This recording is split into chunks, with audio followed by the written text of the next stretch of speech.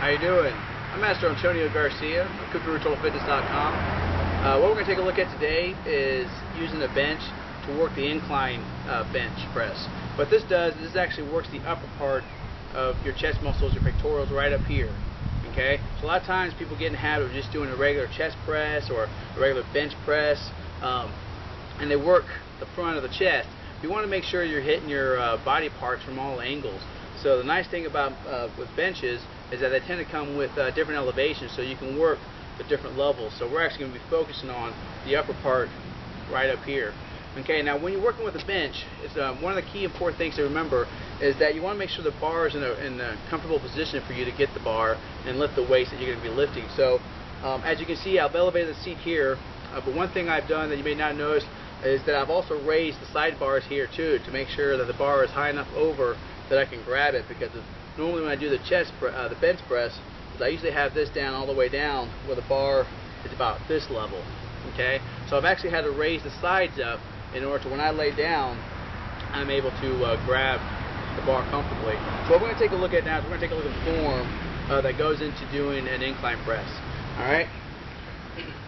Now the big thing on this is to make sure you give yourself good leverage. You want to make sure your feet are firmly planted on the ground, okay, with the heels, so you can push to keep yourself in place so you're not sliding down. Also, you want to make sure your stomach is tight. Make sure you keep your chest open.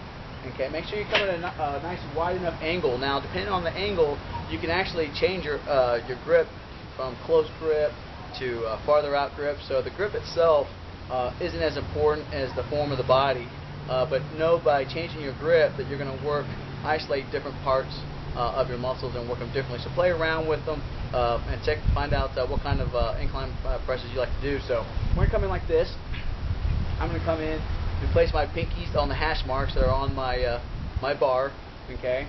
What I want to do is I want to take a nice deep breath and breathe out. And I want to make sure I bring it over my chest, right here. I don't want to have it over my head like this. So make sure you bring it out over your chest. You want to breathe in as you come down, and breathe out as you come up. In and out. Make sure that you're doing nice controlled movements, and make sure that one side isn't down lower than the other, coming up at an angle like this. See, that means one of your arms is doing most of the work. You want to make sure this bar is level all the way up. You also want to make sure you don't get in the habit of doing this.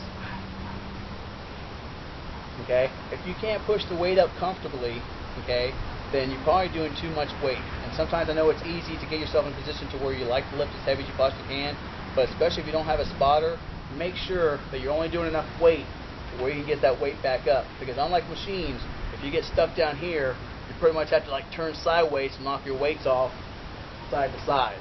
Okay, and you could possibly injure yourself. So make sure you're doing enough weight to where you know that you can come all the way back. And make sure you know your limits too. You may feel like you can do one more, but you got to know it for yourself. You know, if you don't think you can do one more, go ahead and give your body a break. Okay? Come down over the chest, push up. Another thing is to make sure you're not bouncing off the chest. Okay? Don't do that. That's kind of cheating, and you can actually damage your breastplate. So come down and controlled, come up and controlled, down and controlled, up and controlled. Make sure you're not arching your back like this, trying to get extra weight. Again, you're applying too much pressure to your lower spine.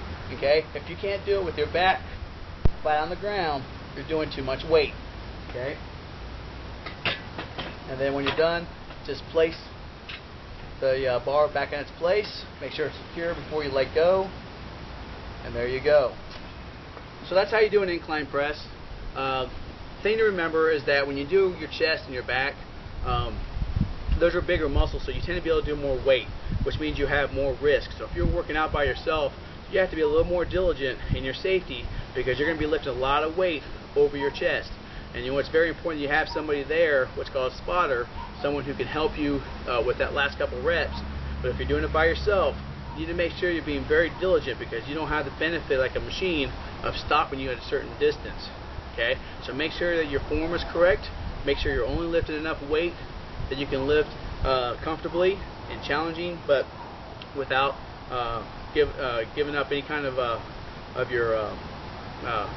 your proper form. And make sure that you know your limits, how many times you can actually do it. So give it a try, see how you like it. Check us out at cookcontrolfitness.com. We hope you enjoy the video, and we'll see you next time. Thanks for watching.